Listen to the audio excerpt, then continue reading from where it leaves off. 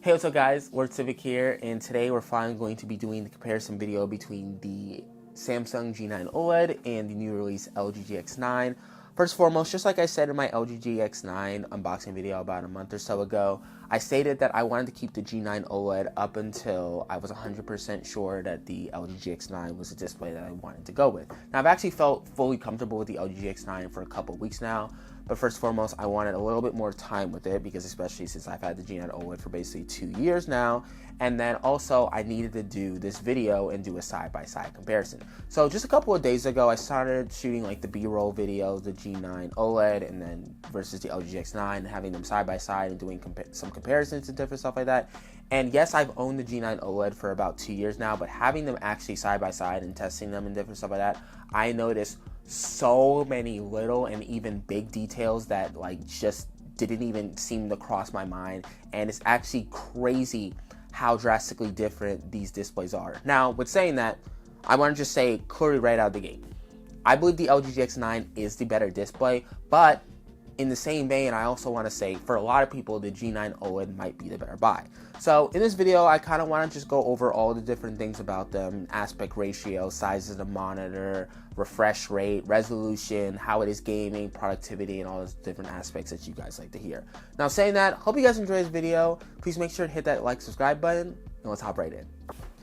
So the first couple of topics that we're going to talk about is aspect ratio, resolution, refresh rate, size of monitor, and curvature, and then also resolution. Now, first and foremost, the G9 OLED is a 32:9 display, and the LG GX9 is a 21:9 display. Now, not even talking about all the different size and aspects of different stuff like that, ultrawide support has gotten a lot better over the years. I can't even tell you, just like a couple of years ago, most games required flawless widescreen, hex edits, and different stuff like that. And yes, there still are titles that require that, but most games work traditionally pretty well out of the box in both 32:9 and 21:9. Now, I will say 21:9 does have more support because it's just more people have that that aspect ratio versus 32:9. But right out of the box, you can probably, be with full confidence that your resolution will be supported. And 5120 by 2160 is still kind of niche. The biggest ultra-wide resolution is probably 3440 by 1440p. Anyway, when it comes to that and the aspect ratio and different stuff like that, I will say that after using 32:9 for years, I did love it on the G9 Neo and the G9 OLED, but it is kind of, in my honest opinion, better going back to 21:9. I did enjoy it. It was a nice ride and different stuff like that. And yes, in a lot of games, maybe flight sim or like racing games and different stuff like that, 32:9 might be the better buy, but then we tie into the whole conversation of the curvature, which is the next thing we're going to cover. When I got my G9 OLED, a lot of my viewers were just like, Lord Civic, why would I get the G9 OLED over the G9 Neo? The curvature is less than, it's 1800R versus, I believe, the 1000R found on the Neo and different stuff like that. And I don't know if it's because 49 inches or whatever, I didn't really feel that much of a difference between the curvatures between the Neo and the OLED, even though they were very large. It wasn't until I got the LG GX9 with the 800R curve, super aggressive, that I was kind of like, okay, yeah, I don't ever want to get an ultra-wide monitor again that doesn't have a large curvature. And I don't know if it's just that like it would look the same on a 49-inch display, but on a 45-inch display, right, the LG GX9, 800R just fits perfectly, man. And like I stated in my PG32 UCDM comparison video between that and this monitor, is that it just goes so well with the size of the monitor. I don't know how it would look with 39 inches. I don't know how it would look with 49 inches, but at 45 inches, the 800R curve is just, in my honest opinion, perfect. It legitimately feels like you're just enveloped in a screen, not to the point of like, VR where it's just like, like right on your face, but it's this crazy experience and it just fills your view and it's just so freaking nice. Now, next thing I want to say that I feel like is the dagger in it all. And, you know, even with videos and different stuff like that, it's hard to really fully visualize unless you see it in person. And that is the height difference between the LG GX9 and any other ultra-wide display that I've experienced. So, for reference, the G9 OLED has a height of about 14 inches, especially across a 49-inch display. After a comparison with the LG GX9, it honestly just looks weird. It literally looks like an entire top of the monitor has just been cut off, and you can like see it here. There is there's still a little room down here as well, but there's a 4-inch difference between the heights of these displays. The G9 OLED is 14 inches tall, and the LG GX9 is 18 inches tall. I cannot understate to you how much level of an immersion that those extra inches on the top of the monitor in verticality give. It is downright unbelievable, and that's what I'm saying. Like, you guys see my videos, I do the comparisons, I try to do the absolute best to showcase it and different stuff like that, but it's something you gotta see in person to believe. Like, sit down at a desk, not just like, you know, go and stand in front of the monitor at your local Best Buy, but like actually sitting at your desk, playing a game for like an hour or so and getting like fully immersed and enveloped. Over the past week, I've been playing Cyberpunk, like started a new playthrough or whatever. Dude, it is downright unbelievable the level of immersion this display gives with the added height, verticality, and the curvature and different stuff like that. It's nuts. Like, completely nuts. And that's not even to talk about the resolution and different stuff like that, which we're going to talk about in a second, but like, it's crazy. Like, it's something you have to see to believe. Now, I was saying that both the monitors run off of DSC, which digital... It's compression because basically the cable isn't capable of doing the resolution and the refresh rate as well. So this monitor can reach up to 240 hertz versus the 165 hertz. Now we're going to talk about the resolution, which is going to go in tangent with the refresh rate as well. So first and foremost, resolution on this display is 5120 by 1440p. It has a PPI of about 110. It is a 1440p display. This has a resolution of 5120 by 2160. It is a 4K display and different stuff like that. Yes, I do notice the difference between 240 and 165. Now, I feel like the difference comes into play when you're basically playing at double the resolution and it requiring so many more pixels. For reference, 4K, the base resolution of 4K requires 8 million pixels. This uses about 70 to 85% of a 4K display, so I think it would be around 7 million pixels of usage. This has 11 million pixels of usage, which, yes, 165 hertz for 240 hertz, it is a lot harder to run, which is going to be the next topic that we talk about.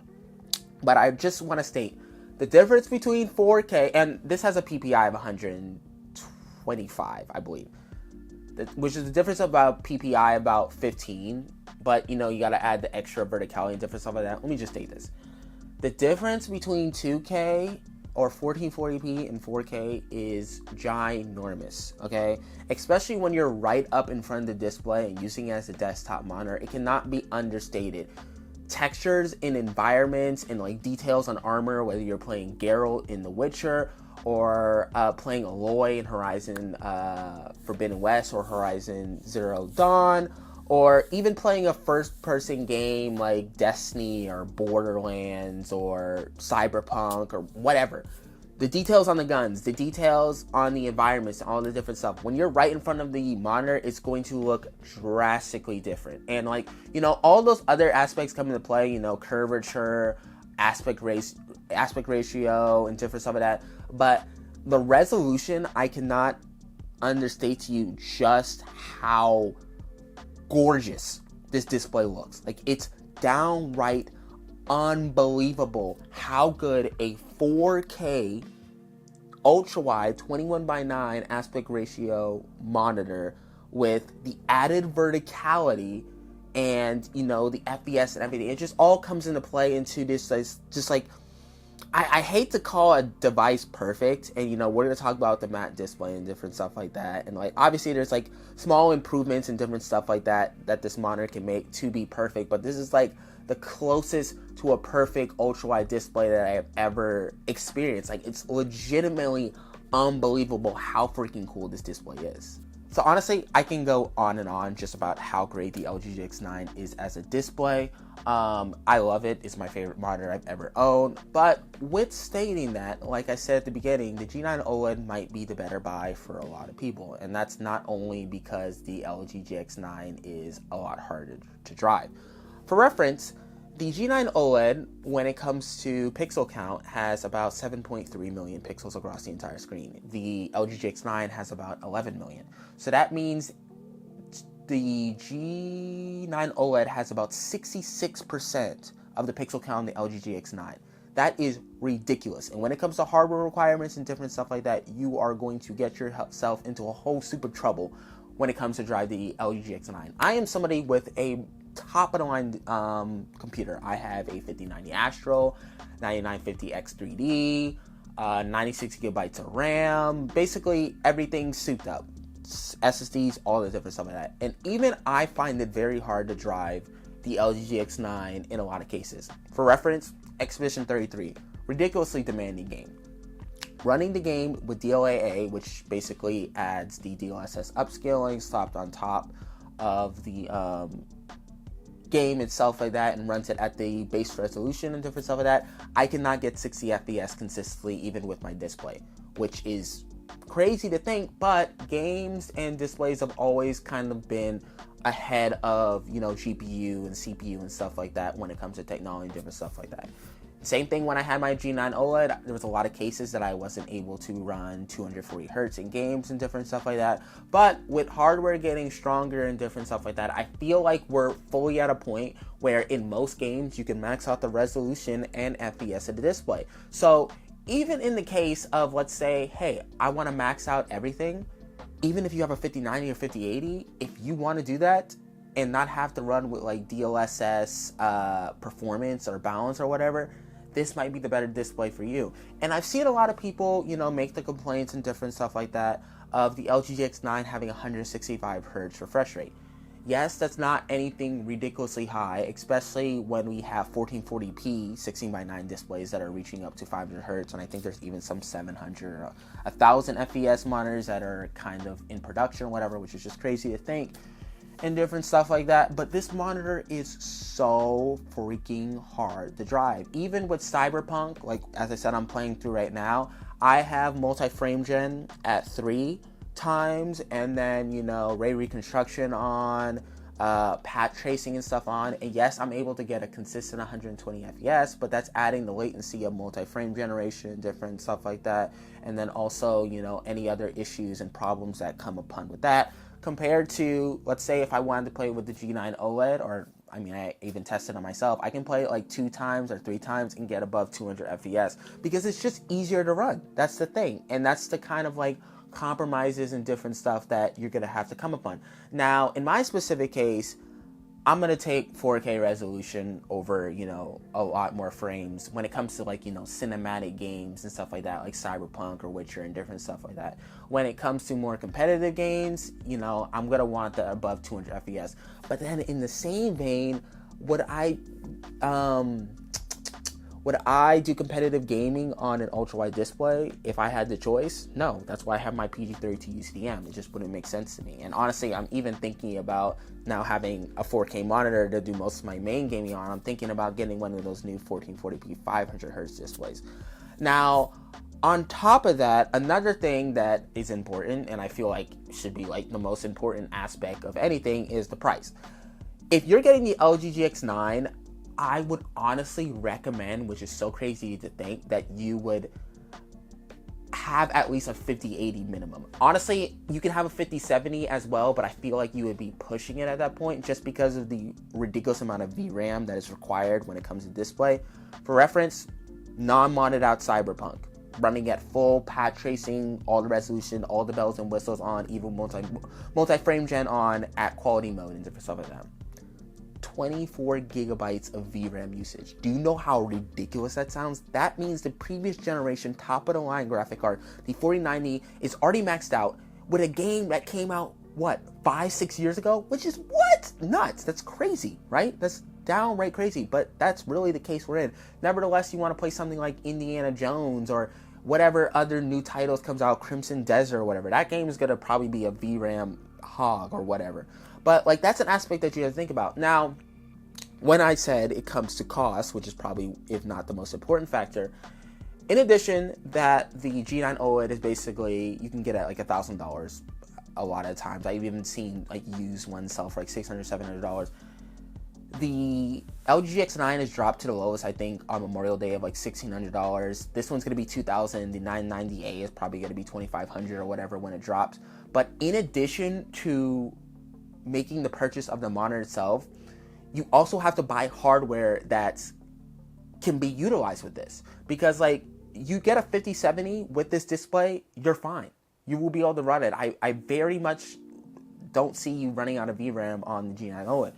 The LG GX9, you got to make investments on a 5070, a 5080, a 5090, or if you already have a 4090, you should be okay. But then again, you're not even getting like the full usage of the monitor out because it already caps out with the 24 gigabytes of VRAM in games of Cyberpunk. Nevertheless, other games and different stuff like that.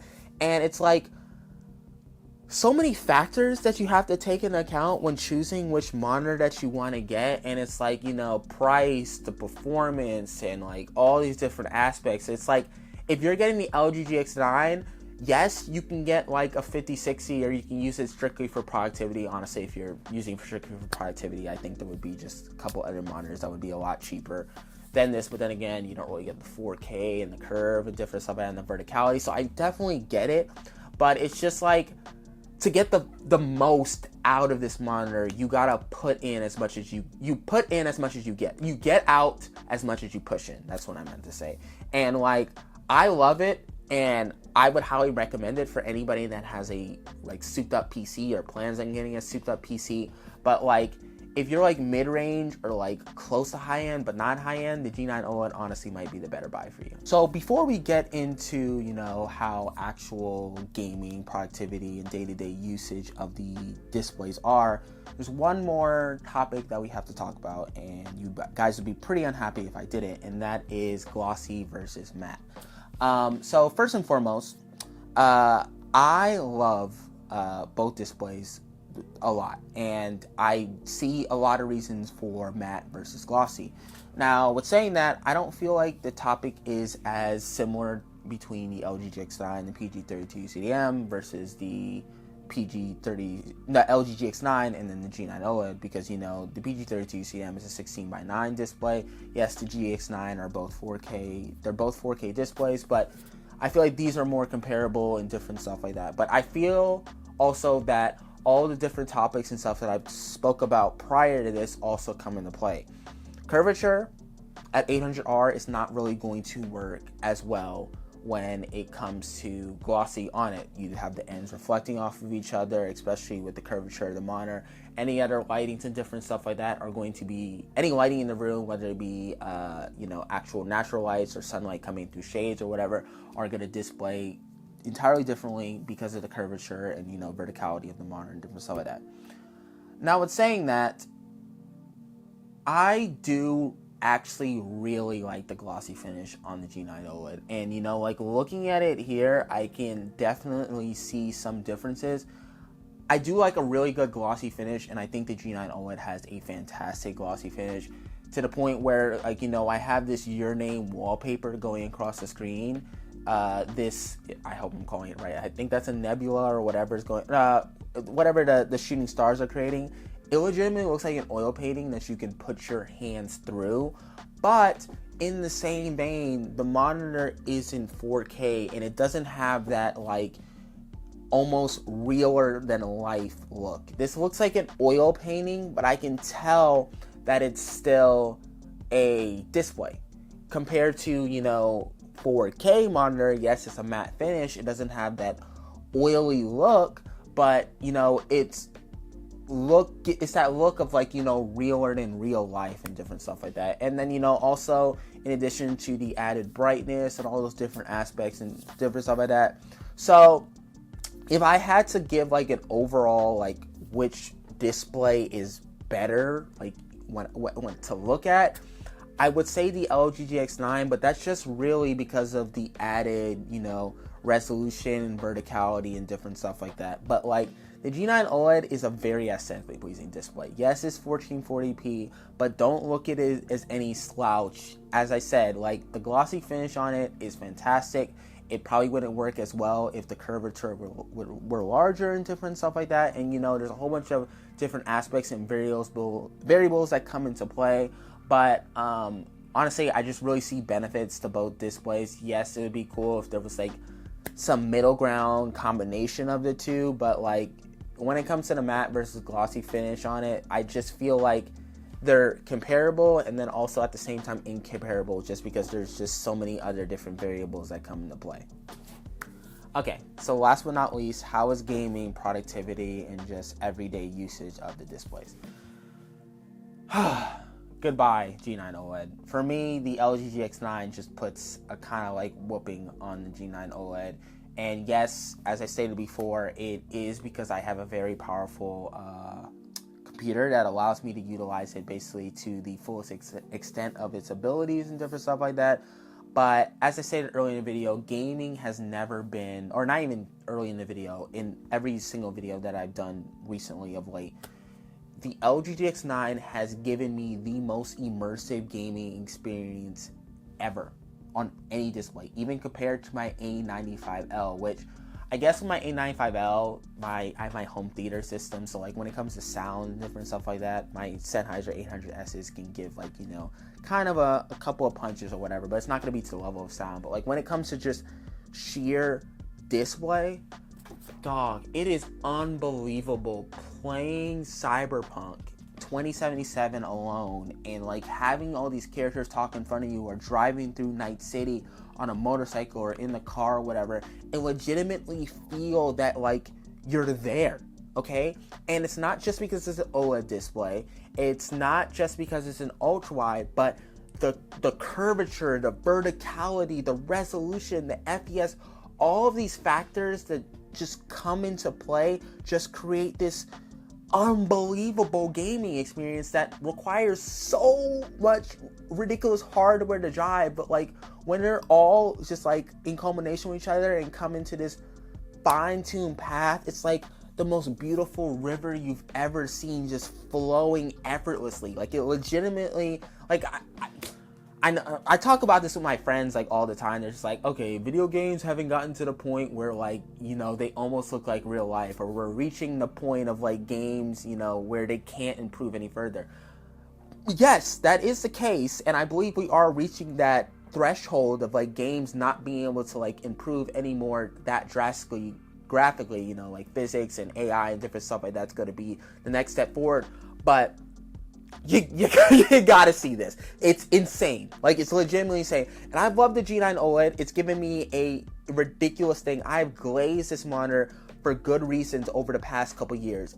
Playing Forza, Halo Infinite, Cyberpunk, Batman, all those games were just beautiful. 5120, 1440p, large 32:9 aspect ratio. It's hard to run, but not like ridiculously hard to run. But the LG GX9, if you have the proper hardware, you have the proper hardware to push the FPS and the resolution and play the games at like DLSS quality, or at least balanced, nevertheless DLAA. Dude, I would be hard pressed to find a better looking monitor. Like, it's just like between the realm of like real life and video games, this is just unbelievable. It's actually insane. And yes, the monitor is $2,000. You got to spend almost $2,000 on a graphic card. You got to spend $400, $500, $600 on a CPU. You got to spend everything. Like, you got to spend a lot of money to be able to get like it running basically as good as you want it to. But like when you do, it's just downright unbelievable.